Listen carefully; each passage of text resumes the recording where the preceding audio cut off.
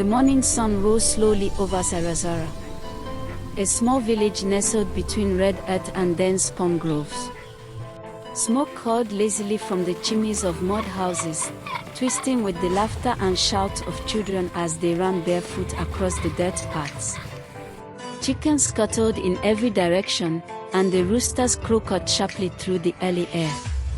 Amid all this, Amoka's son, Kola, still slept, unaware that another hard day had begun. In the little mud-walled house, Mama Kola stirred before sunrise. She had been awake for hours already. The rhythmic thud of pounding yam echoed through the house, punctuated by the occasional groan of her tired bones. Her hair, tied tightly at the nape of her neck, had begun to gray, though only a few strands revealed the passage of time. Her hands, calloused and cracked, moved swiftly, mixing the pounded yam into a smooth, steaming paste. The air smelled of yam and smoke. Kola, a boy of about 15, woke to the sound of the pounding and the soft humming of a tune his mother had sung to him since he was a child. He rubbed his eyes and climbed out of the thin mat he called a bed, careful not to step on the basket of firewood stacked at the corner. "Good morning, Mama," he said, yawning, trying to hide the sleep from his face. "Morning, my child," Mama Kola replied without looking up. "Breakfast will be ready soon. Eat quickly, the sun will rise high before we know it." Her voice, soft yet firm, carried the weight of years spent sacrificing everything for the boy she had carried and raised alone. Kola's father had passed when he was barely 4, leaving the burden of the house, the farm, and the small income entirely on Mama Kola's shoulders. Yet she never complained, nor let her exhaustion spill over her love for him. He watched her for a moment, noticing the way her back bent slightly as she stirred the yam. The lines on her face seemed deeper than yesterday, or maybe he had simply never noticed them. "Are you tired, Mama?" he asked softly, stepping closer. She smiled, a faint, tired curve of her lips. "I have been awake longer than you, my child. But I will manage." She looked at him briefly, her dark eyes shimmering in the dim light of the room. "Now go wash your face. I will serve breakfast soon." Kola obeyed, washing at the small basin by the door. The water was cold, but it woke him enough to see the day clearly. As he returned, he noticed something that made his stomach tighten. His mother had eaten already. Just a few grains of yam remained in her plate, yet she had hidden it from him. "Why didn't you eat, Mama?" he asked, concern threading his voice. "I already ate," she lied softly. "You must eat first." "I will eat after you finish." Kola frowned. He knew better.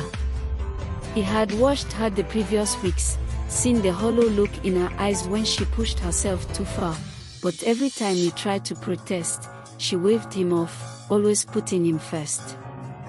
By the time he finished eating, Mama Kola had disappeared into the backyard, her thin frame bending under the weight of firewood she was carrying to the small hut at the edge of their compound. The wood had to be delivered before the sun rose fully, or else the village elders would complain, and Mama Kola would have to endure more shame than she could afford. Kola followed her, now fully awake, seeing her toil in the sunlight. Her back ached, her hands were raw, but she moved with a rhythm that seemed almost hypnotic. The village elders often whispered about her determination, some admiring it, some envying it. No one truly knew how much she sacrificed, silently, every day. As Mama Kola stacked the firewood at the hut, Kola noticed her falter slightly. One of her breaths came in a small cough, which she quickly masked by leaning against the tree. His heart tightened. "Mama, you're not feeling well, are you?" he asked, stepping closer. "I am fine, my child," she said quickly, forcing a smile. just a little tired from yesterday's work. But Kola saw the truth in her eyes. He wanted to help, to carry some of the wood, but she shook her head.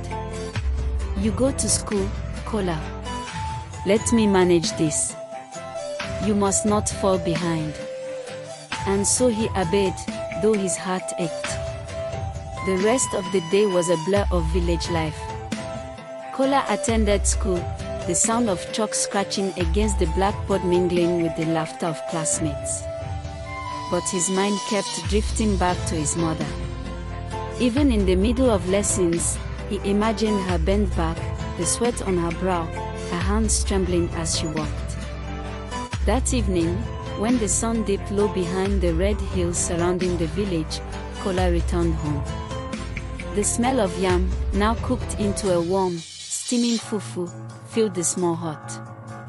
Mama Kola was seated outside, shelling beans slowly, her movements deliberate and careful.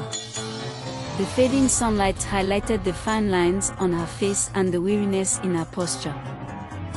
Dinner is almost ready, she said, her voice soft. Come, sit beside me. Kola knelt next to her, helping to shell the beans. Their fingers brushed occasionally, and each time, he felt the fragility of her life pressing into his chest. She hummed softly, telling him a story of the village long ago, of ancestors, of rains that fell too hard, and of hard winters survived. Her voice, though quiet, carried warmth and strength. As night fell, the lantern flickered. Kola, now sleepy, rested his head on his mother's lap. She brushed his hair back gently, feeling the weight of the years in her hands. One day, she whispered, you will have a life you do not even imagine. A life where you will be free from all this hardship. Kola smiled, too sleepy to question anything. He felt comforted. Safe. But Mama Kola's eyes, shadowed by the dim lantern light, held something more. Worry. She knew the time she had was shorter than she wanted.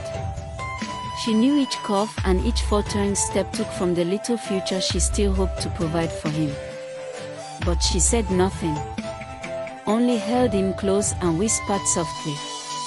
You must become better than this life. The night deepened, and Kola's breathing slowed into gentle sleep.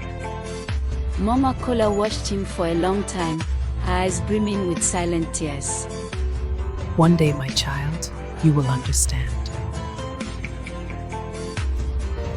Outside, the wind rustled the palm trees, carrying the distant sound of village life.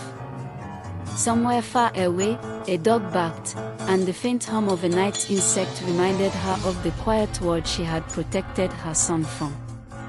She stood slowly, carefully, and arranged the blankets around him.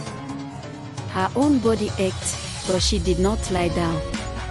Instead, she stared into the darkness, thinking of the years gone, of the sacrifices made, of the dreams she still held. And she whispered into the night, to no one but herself. One day, my child, you will understand. And with that, the night swallowed her form, leaving only the dim glow of the lantern, and the gentle breathing of a boy too young to realize how much he had already been given.